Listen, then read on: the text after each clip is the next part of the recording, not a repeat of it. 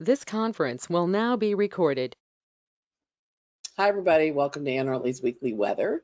This is the weekly weather for February 26th through March 5th, 2023. Super active energies this week, and we are going to be flying forward really quick.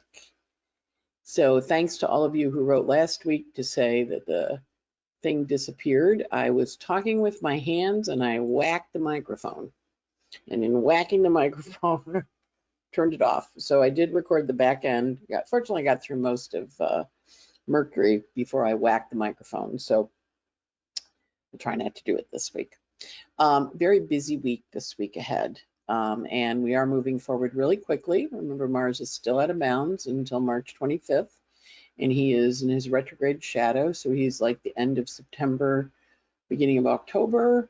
And then he's also the end of November, beginning of December timeframe in terms of where he is and the cycles that you're repeating.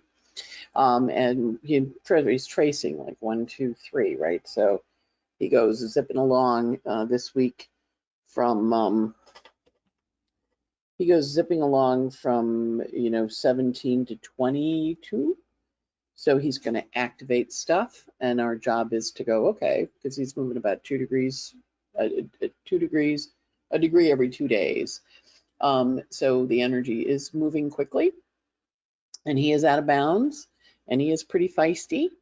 And this week, Mercury is going to shift. So we're going to see a new version of Mars when Mercury shifts out of Aquarius into Pisces and says, oh, yet another version, yet another version of Mars in Gemini. And I had a friend of mine say something to me last week, it kind of freaked me out, frankly. She goes, well, Ann, you had your solar return when Mars was in Gemini out of bounds on my birthday in September. And I went, I did. So she goes, so that means you're going to have Mars out of bound the whole year.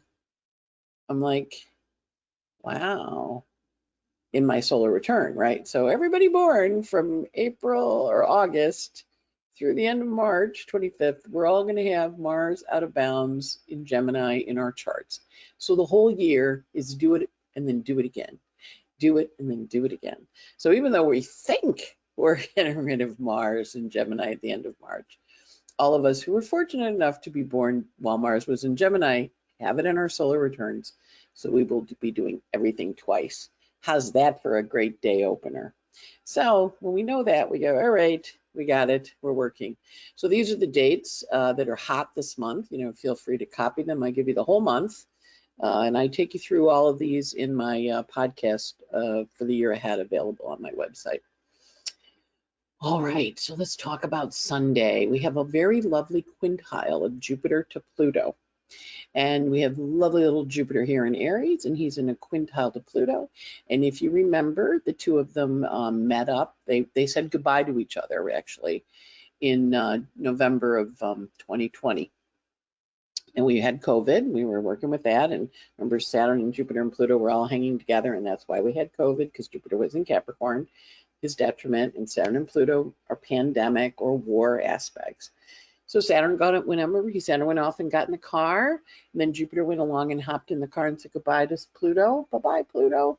And then he left. But now Jupiter is zipping along, and he's in a quintile to Pluto. So that's a seventh. It's a fifth harmonic.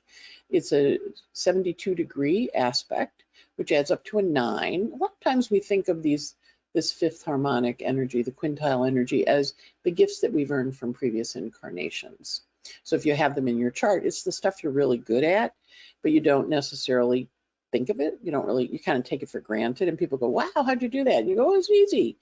Well, it really wasn't easy, but it's good for you because you know how to do it from previous lifetimes, or at least that's the idea. Or it's harmonious. It's a harmonious aspect, works well. Fifth harmonic is the pentagram, right? Venus is a star, 5-pointed star. And it also is wind chimes. A lot of times they're on the pentatonic scale. So this is a very helpful aspect because Jupiter, of course, is starting his new journey in Aries, starting a new 12-year story, and he's shouting back to Pluto, hey, Pluto, I'm off. Remember I said I'd meet you? well, I'm in a quintile, I'm just sending a postcard, checking in. So this is a really interesting one to see if things from December, January, November timeframe of 2020 come back up. And if you remember back then, that was when Jupiter and Saturn hopped in the car and drove off to start the next 20 years of your life. And now Jupiter's checking in with Pluto and saying, hey, you know, we've kind of got this thing going, wanted to give you an update. So you want to watch for updates, watch for people from that time to return. And it also is harmonious in terms of getting things done. Remember, Pluto's in the wrap-up stage. He's at the anaretic degree of Capricorn. So he's like ready to let things go and move on into a new situation. And Jupiter's like, I'm with you. I'm working with you. So that's a nice energy to kind of start the week off with, and that's at 9:14 p.m. on Sunday night. Then and of course the moon's in Taurus, so it's just gone into Gemini. So with the moon in Gemini, it's in a square to the sun. Again, lots of ideas and new things coming in on that one. Then we have a Juno-Eris conjunction. Now Eris, of course, the goddess of discord, is meeting up with Juno. Partnership. This is contention in relationships. And, you know, it happens every few years. You know, Juno is one of the asteroids. The asteroids take between 4 and 6 years to go around the asteroid belt, which is the section of sky between Mars and Jupiter. But when Juno meets up with Eris, remember, Juno was the jealous wife. She used to follow him around, her husband around, and when he'd be fooling around, she did not take it out on the husband. She took a woman who was fooling around with her man. So this is a really interesting aspect. So we're going to watch for women being really mad or really seeking vengeance. So I'm kind of like, look at all those planets in Aries. So we know this is kind of a contentious little puppy. We also see Saturn and Pluto here, kind of in what we call a semi-sextile. So while Jupiter had the quintile, you know, on Sunday, Saturn has the sextile on Tuesday.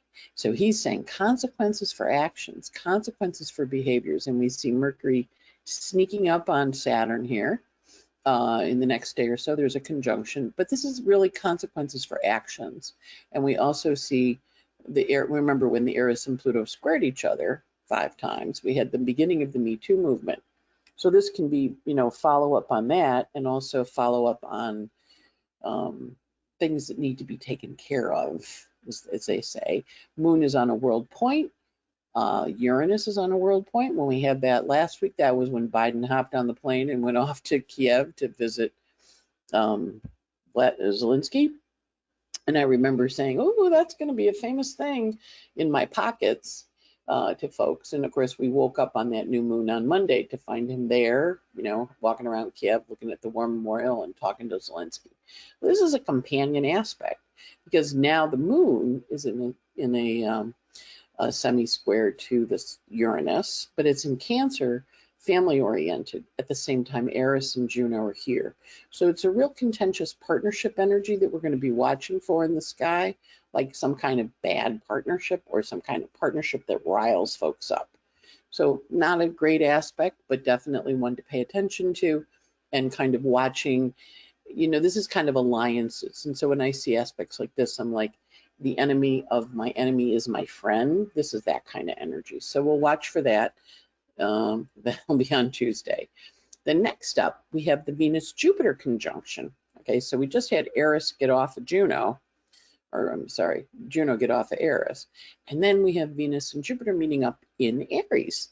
Again, a contentious energy, but an expansive energy, fiery women. We also have Chiron there. Venus is coming to Chiron. So we see these 2 guys, these 3 guys all kind of going, yeah, I'm in the mood to have a little fire, a little passion. Now, when there's this much fire in the sky, a lot of times there's big fires places.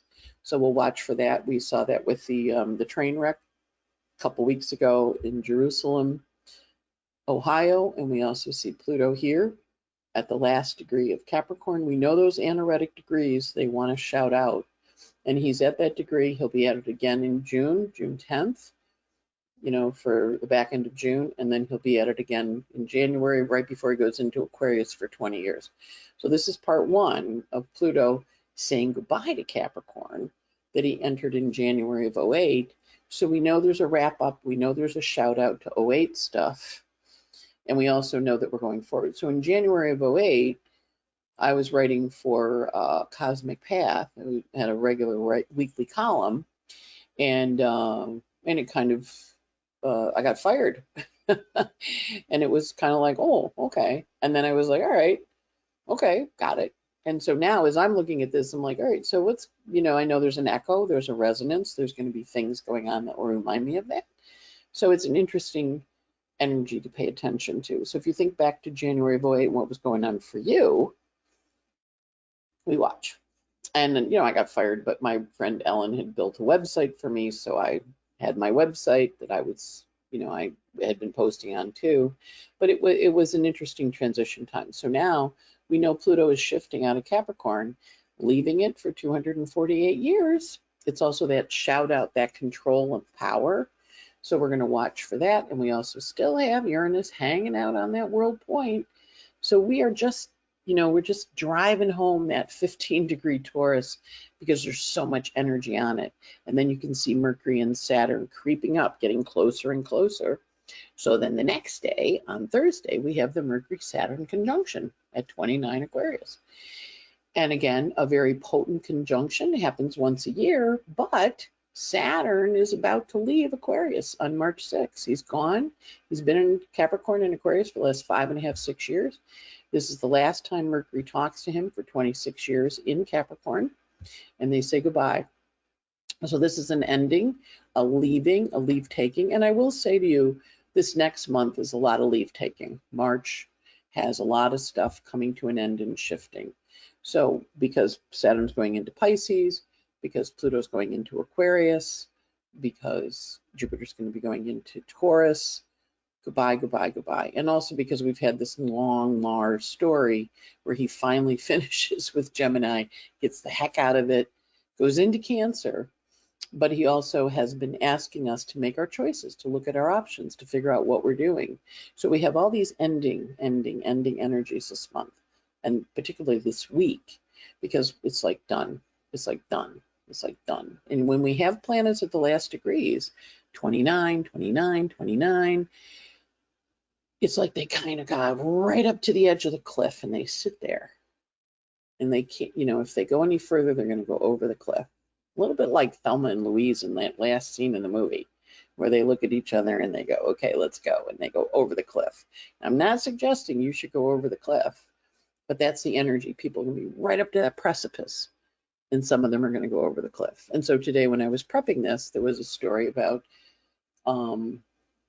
people hunting gay people and pushing them off the cliff, because there was this section and they caught somebody who had done it, who confessed and then unconfessed and then confessed again. It was like kind of, Mars and Gemini story, really. And like get to the edge and kind of push them over, so it's a really intense energy. And if you're feeling like your back's against the wall, you're feeling like you're really getting pushed, this is a little bit of a trapped and cornered energy too. So people can feel like they're trapped and they can push back, they can fight back, they can say things that aren't necessarily the kindest. And, check your entitlement, check their entitlement, because this is a very entitled aspect. Like, I'm entitled to this because you should do it because. And you're going to kind of look at him and go, you think you're entitled to this? Like, I don't think so. Or perhaps you're going to feel a little guilty and you're going to, well, maybe they are entitled to it. Maybe I should. But watch this, because it's definitely going to push stuff. And with Uranus on a world point in Aquarius, it's very much, it can go off. It can flip off. It can just flip like a switch, because Uranus is electricity. So it's on or off. It can be perfectly fine. And then pop, they switch. And you're done. And with Mercury and Saturn together in Aquarius, we call that the Aquarian death stare. Those Aquarians, when they get to that point and they're done, they're done. And this is that energy. So this is on Thursday. Like I said, interesting week. And it also is people feeling backed up against the wall, or people feeling like they have to figure out like an escape plan because they're right at that edge. And sometimes they're going to jump over. Thelma and Louise, they drove that little car over. You know, you kind of like to think maybe they didn't die, but at the same time, you drive your car off a cliff, right? At the other hand, it's also an energy of standing at that moment of truth, that moment of, okay, I'm going to do it. I'm going to do it. So that's a positive frame for this. So we're going to watch it in multiple ways. Remember, Mars is in Gemini. Mercury's at the anaretic degree of his exaltation next to Saturn. So decisions are really, really important this week and really fated. F-A-T-E-D, fated, yes, fate. And so fate, free will, there's a whole dynamic around it, but there's moments of time when you really work with the fated energies of the heavens, and that's this week, next week, the next week, the next week. So March is fated month, big fated stuff. And then we get to Thursday, right a little later, Mercury goes into Pisces, zoom. So he dives from the plane into the water. Quiet, solid, over. Kind of like when the movie ends and the credits roll and everybody just kind of sits there and goes, wow, that was intense. No applause, no movement, just quiet. So if you ever saw Shoah, not Shoah, Schindler's List, the movies that really make you go, I'm quiet. Shoah came out of Schindler's List, but the yeah, so that quiet of I don't have words. So we're going to watch that happen. That's on Thursday this week with Mercury goes into Pisces. Now, when he goes into Pisces, it's a water sign, you know. And I always think of this aspect, air into water, you know, way back in the 80s. I brought a friend to Florida and we were visiting my parents, and she wanted to go parasailing, where you get pulled behind a boat and you fly in the air. My father decided to go, right? So the three of us were going parasailing. We got picked up on a boat. We rowed out and they told us how we were going to do it. We're standing on an island and then the boat starts to run and we're supposed to take a couple steps and then we go up in the air. Now, I'm not a great flyer. I'm just not a great flyer. So I'm up in the air. It's amazingly quiet, great view, but I'm also like a nervous wreck. And as we're coming down, you know, they're going to land you on the island, right? So we're coming in and there's water all around this island. And, and I'm like, and they just said, you know, you just land and you just walk. Well, we're coming in really fast and I bent my knees and went down on my face because it was like coming in zoom. So I kind of, because I thought we were going in the water. So that's kind of that energy when I see that air go into water. It's like diving from a high dive. If you've ever seen the cliff divers in Acapulco, one time when I was in Acapulco and they were diving off those cliffs for pearls, it's that kind of energy. So it's intense, it's very passionate. Mercury goes into Pisces, suddenly it's silence. It's quiet. There's no noise. And when you were flying in that parasail, there was no silence. It was completely silent. You realized how much the noise is on the ground, but when you're up in the air, no noise. So it's an interesting energy, silence. Next up, Venus and Chiron meet up. Again, a toughie. Remember, she met with Jupiter a couple days ago. Now she meets with Chiron. Chiron in Aries is a lot about the wound of having to move forward without assurances that it's going to be okay. So when we're working with Chiron, we always are working with an energy of woundedness, but also in this case, Chiron in Aries says, well, I have to move forward, but I have no guarantees it's going to work out. And quite frankly, that makes me a little nervous. So this is a little bit of an anxiety aspect. That's on Friday. And again, you know, this is a big week, this next couple of weeks, a big week for people quitting their jobs, moving, announcing they want a divorce, saying they have to go, time to change, a lot of energy of shift and change in terms of how we move and do things. And the moon is in Leo, you know, as this shift takes place. So a lot of times it can come from a place of, gee, I need to do something that really feels more inspirational to me than what I'm currently doing. And so when we see that, we're kind of like, all right, what are we doing that's more inspirational? What's our plan here? And we have, it's a little hard to see, but we have a kite formed here in the chart, Now, some people don't do kites with the nodes, but I do because I think of them as being as significant as planets. But we can see the kite, and then we can see the apex of the kite is this Uranus on the world point. Uranus is the top of the kite. It's where we're going to fly off to. So when the Venus-Chiron conjunction happens, it kind of loads up this energy and sends it off. So again, watching for our woundedness, because over here we have the moon opposite Pluto, triggering that wound and amplifying the wound. And we see that today is really emotional, super emotional. Look at how big the water bar is. So when we have a day that's super emotional, that's on Friday too, it kind of pushes us into the next shape. Next up, on Saturday, Mars is in harsh aspects to the nodes of fate. Again, once a month, once every 2 years, Mars does this aspect to the nodes of fate. But happening as it is right now, with Mars out of bounds, with Mercury now having left Saturn, I made a decision and I'm leaving, and now he's in Pisces. Mars is in a very sentimental, perhaps a little emotional mood, because Mars doesn't really like being in Mercury answering to Mercury, being in Gemini out of bounds, still out of bounds, answering to Mars and Mercury in Pisces. So there's a deep sentimental energy, perhaps a sense of mourning or loss. And also with Mars in a sesquiquadrate to the south node, stress, but I have to release it. I have to let it go. Again, the whole week is let go, let go, let go, done, done, done, done, because of all the planets that are getting ready to shift into new signs and are wrapping up things that need to be wrapped up. We also have Mars in a semi-square to the north node in Taurus. And Venus, of course, is in harsh Aries, and she's hanging out with Chiron. She got amplified by Jupiter. So again, very emotional and stress around having to take those actions. Remember, Mars in Pisces in hard aspects, big ocean waves. It's not those calm Caribbean seas. It is the big waves of Drake's Passage, 40-foot puppies, where you're like, whoa, whoa. So watch for big emotions to come flowing through on March 4th. Yeah, it's an interesting week with a lot of intensity and passion. And then last, I put this in just to give you a little optimistic. It is next Monday, the 6th, but it also is the sun in a sextile to Uranus. Again, a once every year aspect, but Uranus is still on that damn world point. He is moving so friggin' slow. He's just kind of parked there.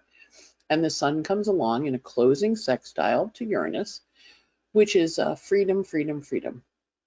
And so when I see this Sun Pisces, Uranus, and Taurus, I think of John Batiste's song, Freedom, that album he did, We Are, I think it was, that won the Grammy last year. That song is this day. So all this stuff's leading up, and then this Sun sextiles Uranus, and it has us sit back and go, oh, we're free. We're free. Our wound is active because Jupiter's right on Chiron. Not exact yet, that's next week. But the Sun sextiles Uranus is all the trauma, all the drama, all the shifts and changes of last week. Ah, I'm free. So it's a helpful aspect on Monday after a very intense week. Yeah, and that's the way it goes.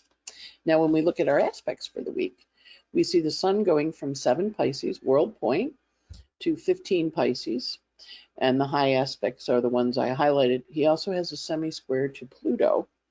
That happens on the 5th, which is, again, a monthly, an annual aspect. And he also has a semi-square to Aries, the goddess of discord.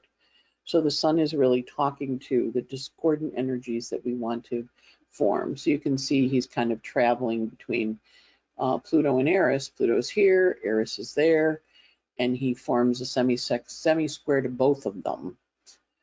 Because they're in a square to each other, right? So this is also the women's movement. We just had R. Kelly get more sentence time. We had, what's his name? Harvey Weinstein get more sentence time. This is classic Me Too. We'll see what happens with this, because this is often an energy around people that have been involved in that kind of sex trafficking or difficult energies. So that's the energy for the sun. Mercury this week, super busy. He is going from 22 Aquarius to 5 Pisces, lickety cut. As he mentioned before, he enters Pisces on March 2nd, and he has a number of aspects. When he's in the Aquarian, he's in this very detached, idealistic mode, and when he dives into Pisces, he takes up a whole emotional resonance, a whole emotional feeling. But remember, Mars in Gemini is going to go with him. And when Mars in Gemini goes, the South Node goes, as do all the Aries planets. Suddenly their ruler shifts from detached, intellectual Aquarius into emotional, feeling, fluid Pisces. It's an enormous change. And so if you find, like I did, when you're flying towards the water and you're like, I'm going to go in the water, and you pull your legs up and you land on your knees, parachute comes around you because you pulled your legs up because, oh my God, I'm going to crash. You're not going to crash, but it's going to feel like it. You're going to feel like there's an emotional upwelling, deep feelings. Yeah, Mercury's really big this week. And of course, Mars is still out of bounds in Gemini. A lot. We talked about his big aspects. He meets Saturn, he goes into Pisces. He does have an aspect with the nodes of fate on the 5th, which is lots of communication, and who he meets important. So Mercury is super busy. Ideas, ideas, ideas, emotions, emotions, emotions. Emotions are after we get to the 2nd. Venus this week goes from 8 Aries to 15, 16 Aries. And she meets up with Chiron. She has a little struggle with Saturn. She does have a conjunction to Jupiter. So she's kind of talking to all the outer planets. She talks to Neptune, to Jupiter, to Pallas Athena, to Pluto, to Jupiter again, twice to Jupiter. She's really in Jupiter this week. Chiron, Saturn, and Uranus. So Venus is talking to everybody. And she's in Aries, and she's very clear. But she's answering to the Mars in Gemini. So initially, she's very strategic in ideas, and then she switches into an emotional mode when Mercury goes into Pisces after March 2nd, and suddenly she's really feeling it. So we're going to watch her really change focus when she gets to the back end of the week, and she's talking to Chiron, to Saturn, and to Uranus, because she's going to be emotional. And that last one with Uranus is on Saturday the 4th, so very emotional Venus. Mars this week is in a hard aspect to the nodes, which I showed you. That happened on the 4th. That's hard. Not an easy aspect. Mars is a malefic. He's out of bounds. He's now answering to Pisces, so he's in a really emotional sign, very emotionally volatile, and also noted fates. I hate to say mass shooting, but also an energy of, people really feeling overwhelmed. Okay, so it's a good week for you to double down with your folks that have drug and alcohol problems. If you have them, into the meetings. This is a week when people can really feel like their boundaries are really being pushed and they're really feeling stressed. And again, we got all these planets, the last degrees, push, push, push, push. So there's kind of a Saturn and Pluto, they're just sitting there kind of pushing on each other's buttons. They're kind of, they're not friends. Saturn and Pluto are not friends. It's a bad father-son child. It's Pluto's Saturn's kid, and Saturn ate him, vomited him up. Pluto's not happy. Saturn's not happy.